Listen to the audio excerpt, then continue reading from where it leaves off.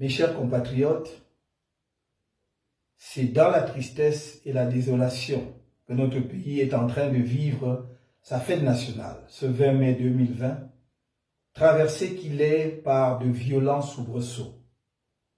Le gouvernement en place continue d'imposer aux braves populations du nord-ouest et du sud-ouest cette guerre civile violente, barbare et inutile, qu'il a lui-même déclenchée à la suite des mouvements protestataires de novembre 2016, et dont le tribut est lourd et déplorable à plusieurs égards. Les témoignages des dégâts sont accablants. La multiplication des massacres des populations civiles innocentes, dont l'un des plus récents et emblématiques est celui perpétré en Gabou, le 14 février dernier, par l'armée, le cortège des victimes civiles et militaires de cette guerre, le drame de milliers de nos compatriotes réfugiés au Nigeria et la détresse de centaines de milliers de déplacés internes, l'incendie des habitations, la destruction des infrastructures et le désastre socio-économique qu'engendre cette guerre. Et tout ceci se passe sous le regard indifférent d'un pouvoir arrogant et méprisant. Je saisis cette occasion pour honorer une fois de plus la mémoire de toutes les victimes de cette guerre atroce et renouveler mes sincères condoléances à leurs familles, ainsi que mes souhaits de prompte guérison aux blessés. Il est plus que temps que des solutions pérennes soient apportées à cette situation insoutenable. Mes chers compatriotes, la fête nationale se veut un moment de communion et de célébration. Le peuple camerounais a assisté médusé à la cacophonie gouvernementale qui a entouré la décision d'annuler les cérémonies liées au 20 mai de cette année. Alors qu'un communiqué du ministre de la Défense annonçait l'organisation et le thème des festivités, le secrétaire général de la présidence de la République signait le lendemain un autre communiqué portant annulation de la dite célébration pour nécessiter de respecter les mesures de distanciation sociale dans le cadre de la lutte contre le Covid-19.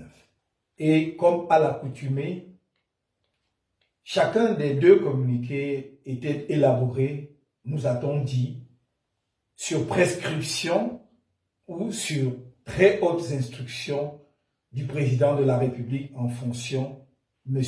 Paul Biya. La fête nationale est aussi une occasion d'introspection individuelle et collective sur le sens de notre vivre ensemble et de l'unité nationale, au-delà des slogans officiels qui, face aux réalités quotidiennes, sonnent de plus en plus creux. Est-il possible d'évoquer l'unité nationale dans un contexte comme celui que je viens de rappeler dans les régions du nord-ouest et du sud-ouest, où de surcroît des citoyens sont brutalisés, violentés et jetés en prison pour avoir exprimé de manière pacifique leur désaccord sur la marche du pays? Peut-on parler d'unité nationale quand des dirigeants instrumentalisent sans vergogne la haine ethnique pour conserver le pouvoir, acquis du reste par la fraude? Que devient l'unité nationale dans un pays traversé par de multiples fractures politiques, sociales et économiques, créées et entretenues par ceux-là même dont le rôle aurait dû être de rassembler et d'unir les Camerounais? La haine ethnique, en particulier, domine désormais les propos de nombreuses personnalités prétendant agir ou parler au nom de l'État, ainsi que ceux de personnes qui, au regard de leur trajectoire, auraient dû être les penseurs éclairants de notre société. Le tribalisme d'État est désormais banalisé et décomplexé. Il se manifeste aussi bien dans les discours qu'à travers divers actes, au point où des rapports internationaux le dénoncent ouvertement.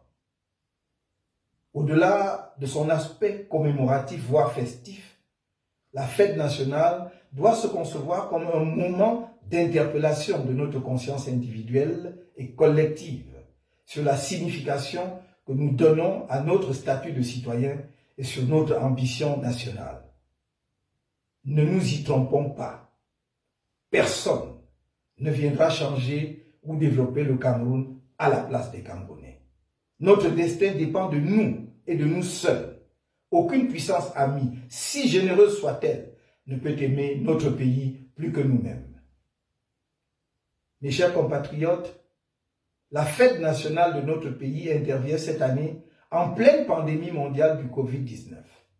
Le Cameroun est classé à ce jour parmi les pays africains les plus affectés par ce virus, avec, au 17 mai 2020, comme chiffres officiels, controversés du reste, un total de 3105 cas positifs, 1567 guérisons et 140 décès, sans compter ceux de nos compatriotes qui ont trouvé la mort à l'étranger.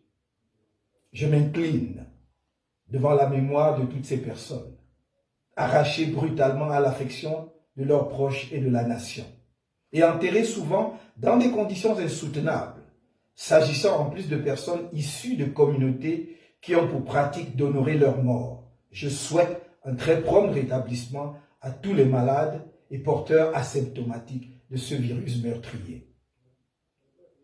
À nos personnels de santé, au corps médical et paramédical, je rends un vibrant hommage pour leur dévouement, leur courage et le sacrifice consenti au quotidien afin d'apporter soin, secours et assistance aux malades, parfois au péril de leur vie.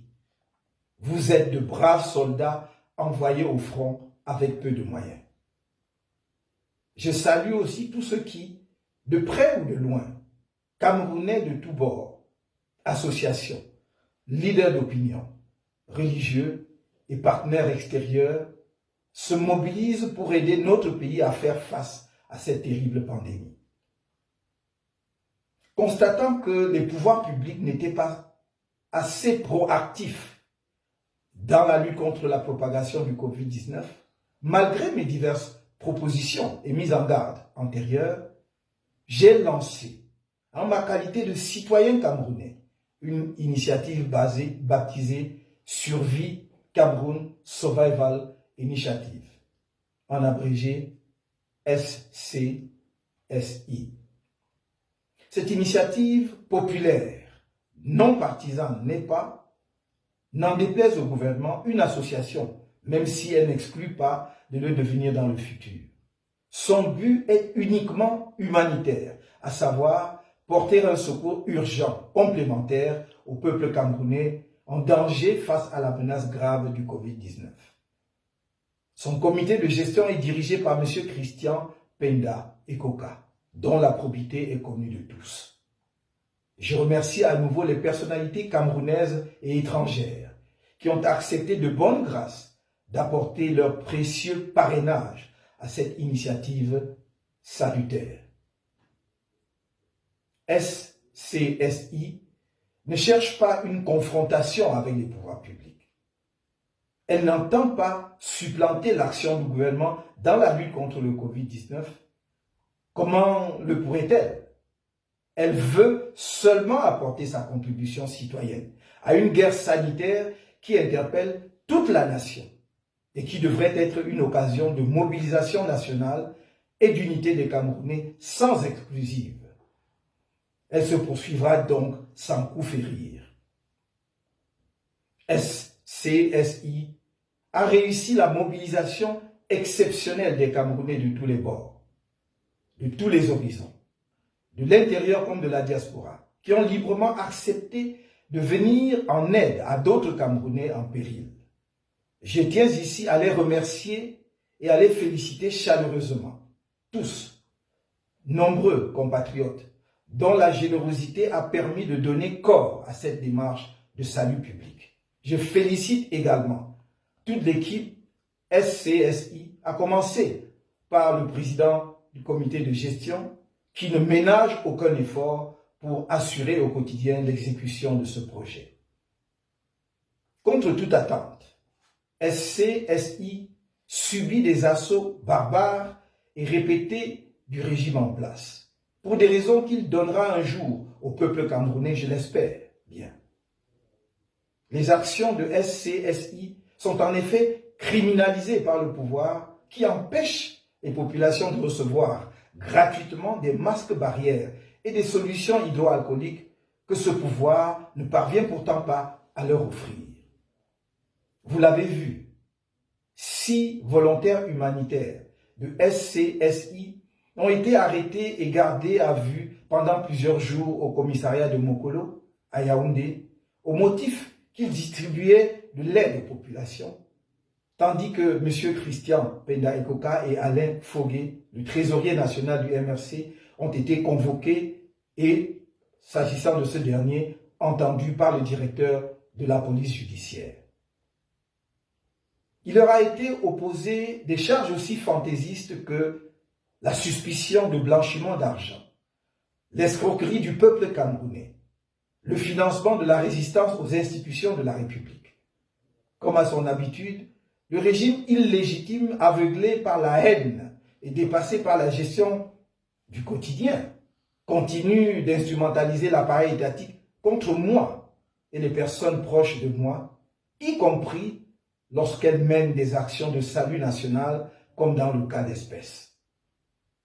Ce régime pousse la déraison et l'absurde, au point de refuser des dons que le citoyen camerounais que je suis a offert au gouvernement à travers SCSI pour protéger les professionnels de la santé face à cette pandémie et pour aider au dépistage du Covid-19. Faut-il rappeler que l'heure n'est pas à la démagogie, mais plutôt à la mise en commun de toutes les volontés et énergies dans cette bataille dans laquelle notre pays est mal engagé. Il n'y a qu'à voir les décisions contradictoires et catastrophiques du gouvernement camerounais pour se convaincre des insuffisances de l'approche gouvernementale. Tandis qu'on nous annonce que celui qui assume les fonctions de chef d'État a annulé la célébration de la fête nationale par souci de respecter les mesures barrières indispensables pour la protection contre le Covid-19, le Premier ministre ordonne l'ouverture des débits de boissons et autres lieux de divertissement au-delà de 18 heures. Le ministre de la Santé, quant à lui, appelle les Camerounais à rester chez eux, tandis que le ministre de l'administration territoriale fait feu de tout bois. Tout ceci cache mal l'absence de leadership à la tête de notre pays. Et la question revient, lancinante. Qui dirige le Cameroun aujourd'hui? Où se cache M. Paul Biya, qui s'est pourtant octroyé la fonction de président de la République au mépris des urnes à l'issue de l'élection présidentielle du 7 octobre 2018. Le pays est orphelin d'un président qui l'a abandonné en pleine crise sanitaire, dans un contexte où tous les dirigeants du monde, même physiquement diminués, ont pris personnellement en main la riposte au Covid-19 dans leurs pays respectifs. L'épisode de la fameuse audience du 16 avril 2020, intervenu juste après le dépôt de la demande que nous avons faite le 11 avril 2020 au président de l'Assemblée nationale, aux fins de saisir le Conseil constitutionnel pour constater la vacance du pouvoir au sommet de l'État, n'a pas produit les effets politiques escomptés. Pas plus d'ailleurs que l'autre audience du 13 mai dernier. Les Camerounais continuent de se demander où est passé M. Paul Biya. Ceux qui veulent diriger le Cameroun par le biais de la succession de gré à gré et leur soutien tentent d'expliquer qu'il est normal qu'un président de la République disparaisse pendant des mois, abandonnant son peuple aux prises avec une pandémie qui sème la mort. Et pour ces défenseurs de l'absurde, interrompre cette désertion pendant quelques minutes pour recevoir des personnalités étrangères, à supposer cela avéré, n'est pas un signe de mépris vis-à-vis du peuple camerounais, alors même que le Premier ministre chef du gouvernement n'a pas accès à lui. Mes chers compatriotes, vous conviendrez avec moi que l'unité de notre peuple et de notre nation est en péril dans ce contexte d'incertitude et de turbulence. Même le gouvernement ne donne pas à voir une cohésion, ne serait-ce que de façade, tellement il est traversé de part en part de clivages que crée entre ses membres la guerre de succession à la tête de l'État.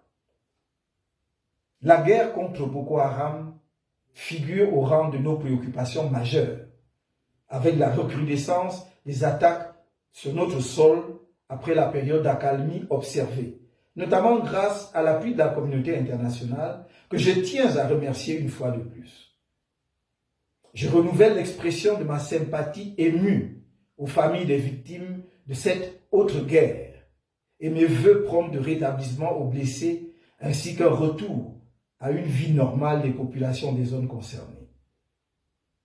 La guerre civile dans le Nozo et la crise post-électorale persistent alors que des solutions pérennes existent. Le MRC n'a cessé de faire des propositions constructives. Malgré l'indifférence du gouvernement, notre parti persiste dans cette voie. Dans cet esprit, je propose un cadre de résolution de la crise dans le Nozo et de la crise post-électorale comprenant un comité de haut niveau appuyé par un sous-comité.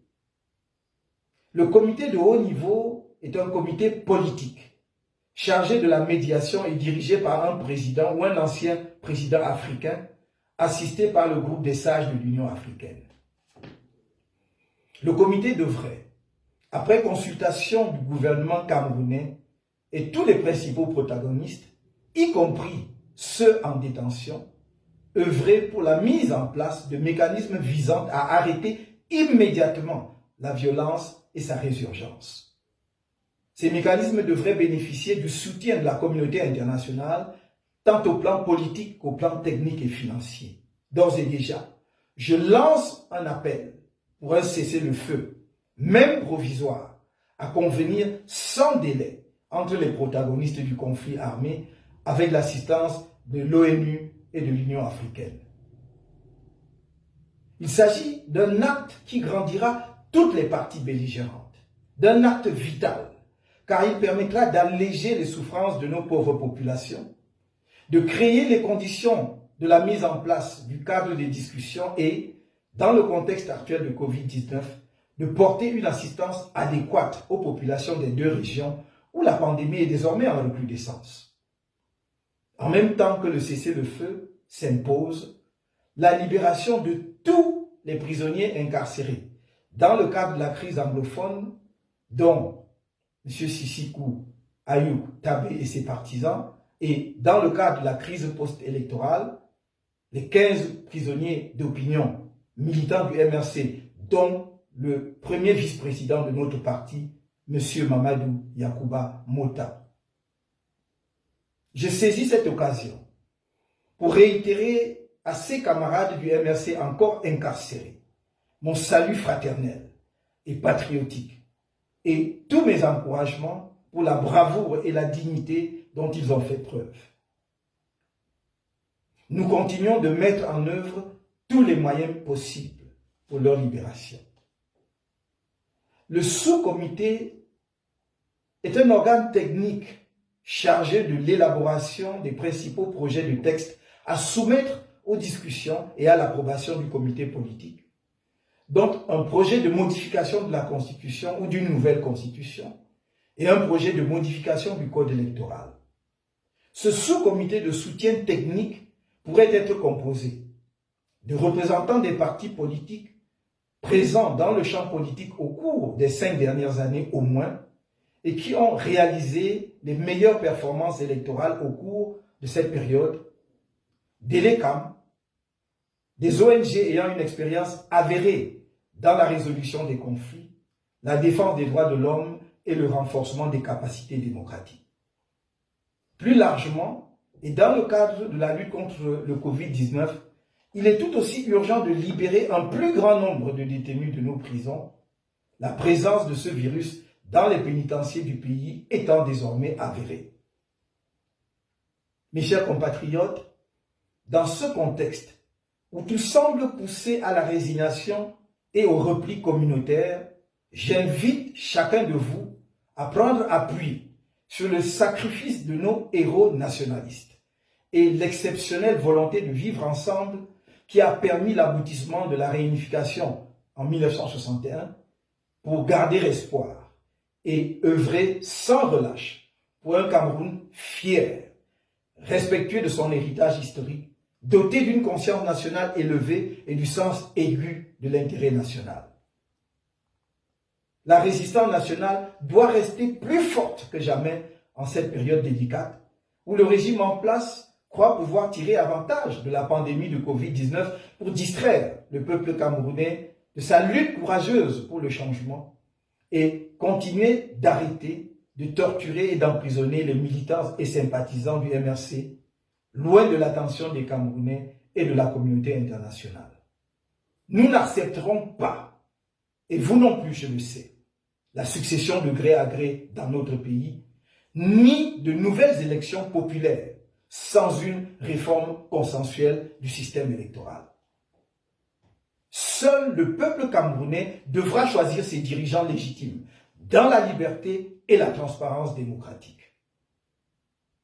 Vous avez montré à diverses occasions, tant à l'intérieur du pays que dans la diaspora, que j'ai de bonnes raisons d'être fier de vous et de compter sur vous pour qu'ensemble, nous prenions notre destin en main.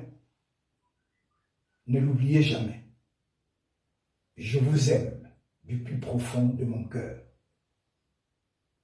Bonne fête à tous et à toutes.